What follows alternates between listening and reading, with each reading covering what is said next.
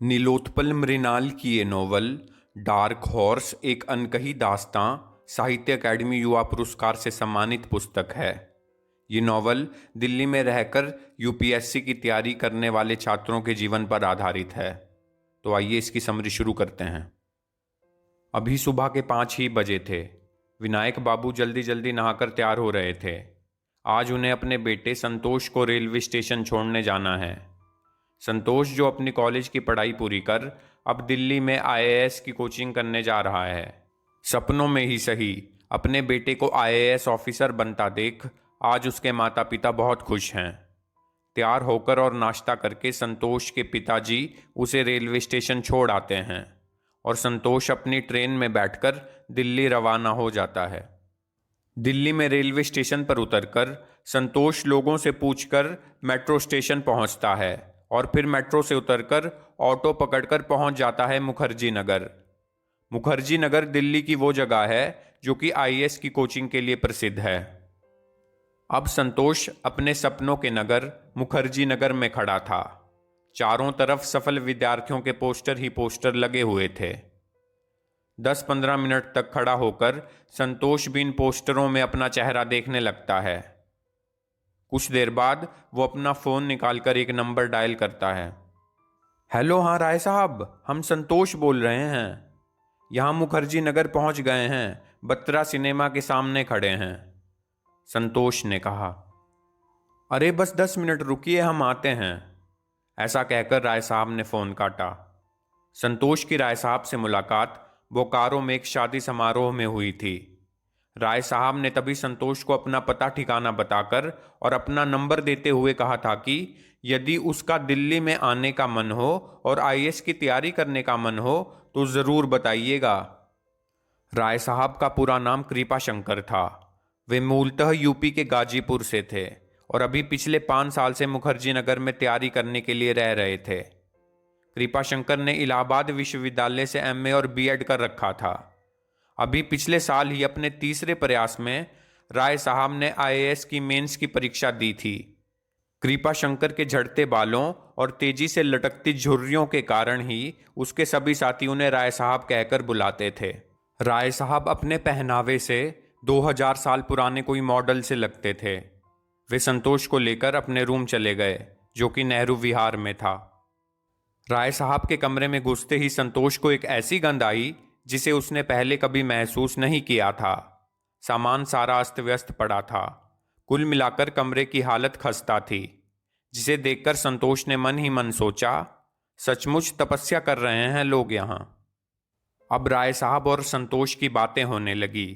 राय साहब ने लंच के वक्त अपना डिब्बा खोल दिया। इस कमरे में बैठकर संतोष का खाने का मन तो बिल्कुल भी नहीं था, मगर बेमने ढंग से ही भूख के चलते संतोष को खाना खाना पड़ा। अब संतोष के रहने के लिए एक रूम खोजना था। रूम खोजने के सिलसिले में राय साहब संतोष को लेकर मनोहर के रूम पहुंचे। जब वे वहां पहुंचे तो उन्होंने देखा कि मनोहर कोई क्रीम लगाकर अपनी छाती से बाल हटा रहा है। यह दृश्य देखकर संतोष के रोंगटे खड़े हो गए। गांव में तो छाती के बाल मर्द की पहचान होते हैं और इधर शहर में लोग इसे हटाने पर आमादा हैं। जब वे तीनों कोई अच्छा रहने लायक रूम खोजने में असमर्थ हुए तो राय साहब संतोष और मनोहर को लेकर गुरुराज सिंह के रूम पर पहुंचे। गुरुराज सिंह पिछले 5 साल से दिल्ली में था और आईएएस के इंटरव्यू राउंड तक भी जा चुका था, इसलिए मित्र मंडली में गुरुराज की बहुत इज्जत थी। गुरु के कमरे के ऊपर वाला कमरा आज ही खाली हुआ था, सो मकान मालिक से बात करके वो कमरा अब संतोष ने रेंट पर ले लिया। संतोष को रूम मिलने की खुशी में अगले दिन पार्टी रखी गई, जिसका खर्चा संतोष को उठाना था। इस पार्टी में दारू और मुर्गा मछली भी ऑर्डर किया गया। क्योंकि संतोष पूरी तरह से वैष्णव था, इसलिए पार्टी गुरु के रूम में होना तय हुई। पार्टी में हमेशा की तरह गुरु ने खूब दारू पी और पुराने जमाने के दिखने वाले राय साहब ने भी मांस खाया और दारू भी पी। राय साहब को दारू पीते देखना संतोष की कल्पना से बाहर की बात थी। दारू पीने के बाद अलग अलग विषयों पर खूब टिप्पणियां की गई। संतोष ने पहली बार जाम में ज्ञान को भरे हुए देखा। आज तक वह दारू को आवारों और अय्याशों का पेय ही मानता था, मगर अब उसकी आंखें खुल गई थी। संतोष ने फिलहाल कोई कोचिंग ज्वाइन नहीं की थी और अभी वो एनसीईआरटी की किताबें ही पढ़ रहा था। क्योंकि संतोष की कॉलेज की पढ़ाई इतिहास विषय में हुई है, इसलिए आईएएस की तैयारी के लिए उसने एक विषय इतिहास को चुना था, मगर दूसरा विषय चुनने में वो कंफ्यूज हो रहा था।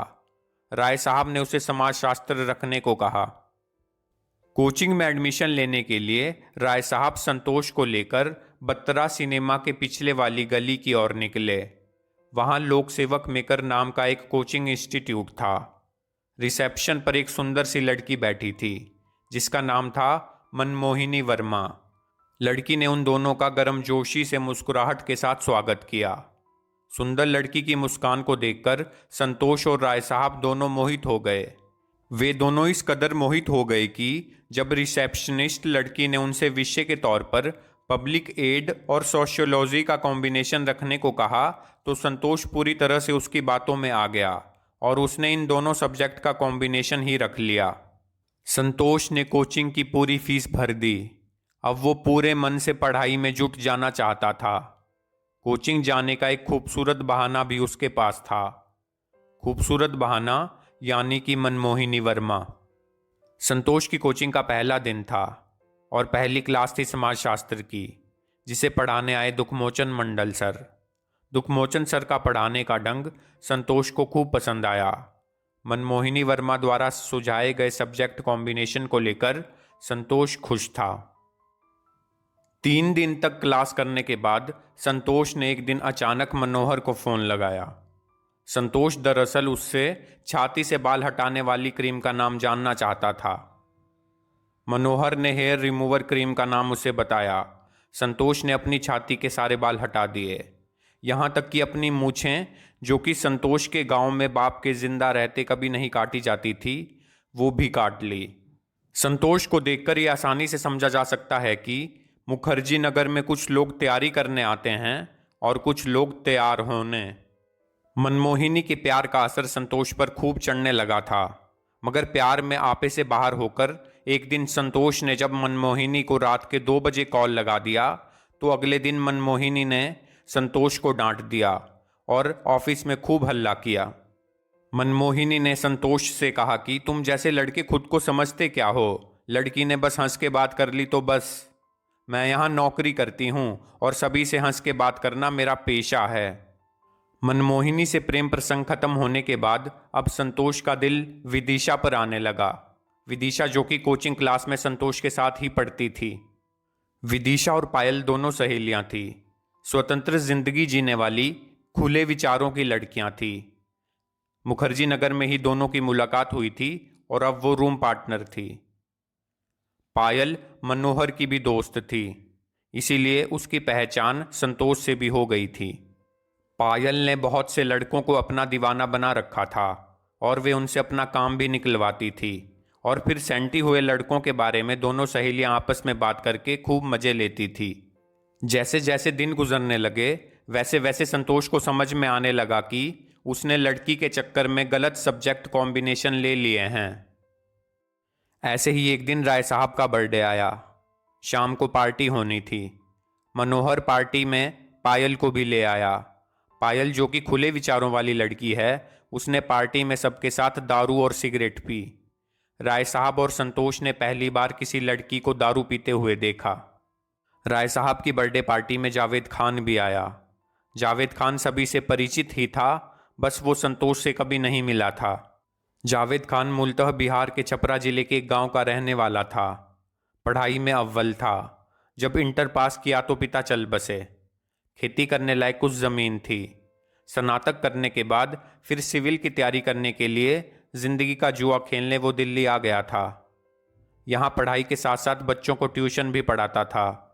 गांव में एक बीमार माँ थी। खेत भी लगभग बिक चुके थे, बस 2 बीघा ही बचे हुए थे। जावेद खान ने अभी अभी बिहार लोक सेवा आयोग की मेंस की परीक्षा दी थी। ऐसे ही दिन बीतते रहे। संघ लोक सेवा की प्री एग्जाम का फॉर्म आ गया था।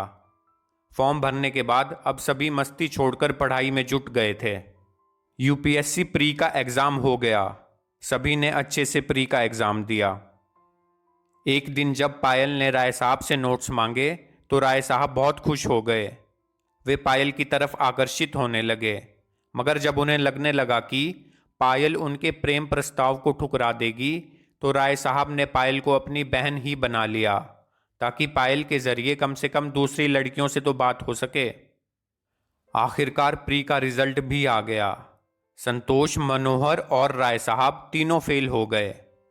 गुरु का प्री क्लियर हो गया था, इसलिए अब वो मेंस की तैयारी में जुट गया। संतोष को प्री में फेल होने का बहुत दुख हुआ। जब उसने गुरु राज सिंह से बात की तो गुरु ने उसे सबसे पहले अपने सब्जेक्ट बदलने के लिए कहा। संतोष ने इसलिए अब अपना सब्जेक्ट कॉम्बिनेशन बदल लिया। विषय के तौर पर इतिहास और हिंदी साहित्य का कॉम्बिनेशन चुन लिया और एक बार फिर वो आईएएस की तैयारी में जुट गया। इंटरव्यू देने के बाद जब आईएएस का फाइनल रिजल्ट आया तो गुरु राज सिंह का इस बार भी इंटरव्यू में सिलेक्शन नहीं हुआ। गुरु के एक करीबी दोस्त विमलेंदु का आईएएस में सिलेक्शन हो गया था। विमलेंदु के घर पर स्वर्ग उतर आया था। पिता भोलानाथ यादव से मिलने कैबिनेट मंत्री तेज नारायण यादव आए। वे अपनी बेटी का रिश्ता विमलेंदु से करना चाहते थे। भोलानाथ यादव ने भी उन्हें रिश्ते का खूब आश्वासन दे दिया, मगर उन्हें झटका तब लगा जब विमलेंदु ने मसूरी में अपने साथ ट्रेनिंग करने वाली एक लड़की को पसंद कर लिया और उसी से शादी भी कर ली। उधर राय साहब की दोस्ती एक नए लड़के से हो गई। वो लड़का राय साहब के बगल वाले कमरे में ही रहने आया था, मगर एक दिन वो लड़का अपनी कुक, जो कि पहले से ही शादीशुदा थी, उसे लेकर भाग गया। पुलिस पूछताछ के लिए राय साहब को थाने ले गई। मनोहर और गुरु राय साहब को लेने थाने पहुंचे। पूछताछ होने के बाद राय साहब को छोड़ दिया गया। एक दिन जावेद खान की मां की तबीयत अचानक से बहुत खराब हो गई। उसके पास गांव वापस जाने के पैसे भी नहीं थे। गुरु और मनोहर ने उसकी मदद की और टिकट खरीदकर उसे गांव रवाना किया। मगर जावेद के घर पहुंचने से पहले ही उसकी मां का देहांत हो गया।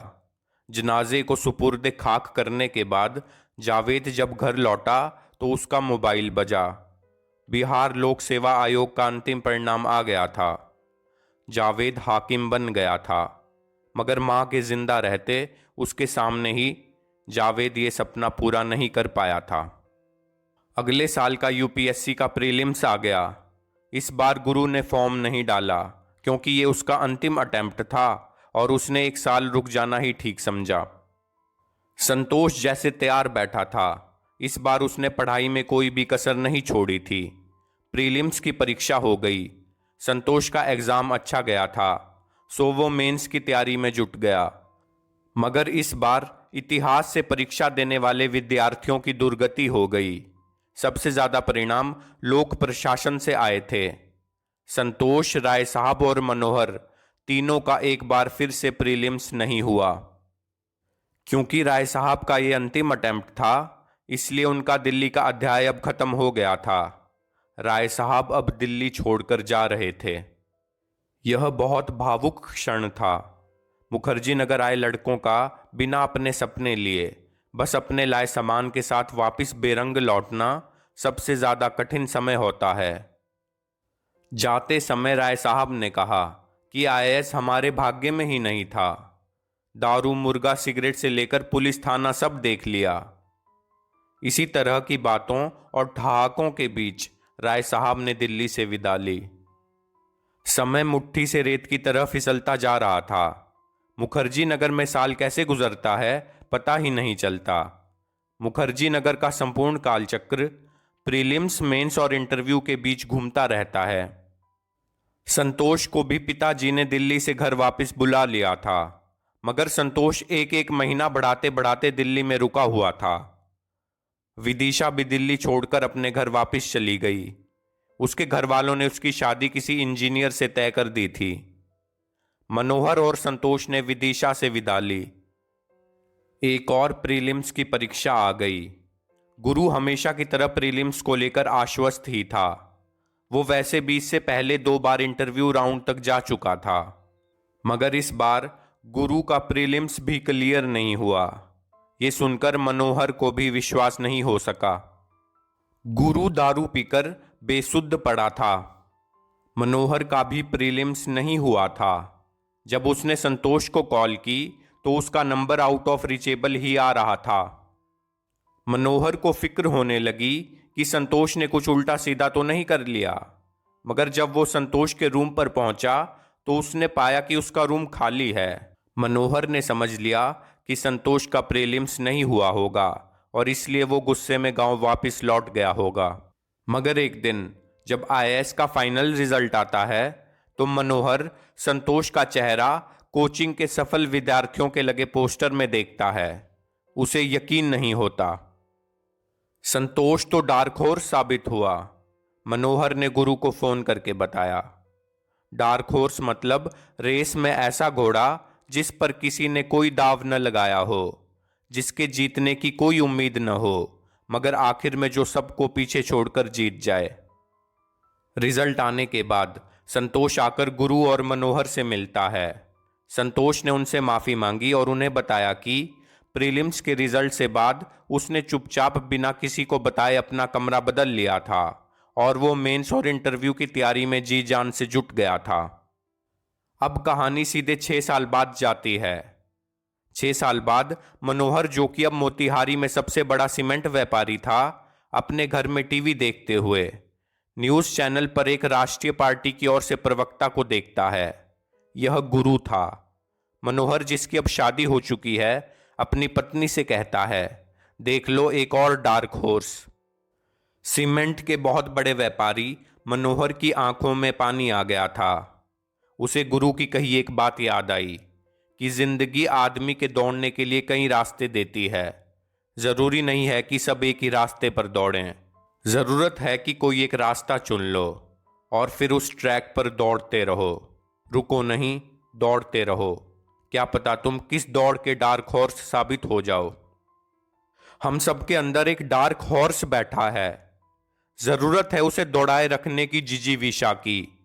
तो चलिए देखते हैं अगला डार्क हॉर्स कौन होगा। कहीं वो आप तो नहीं। जय हो।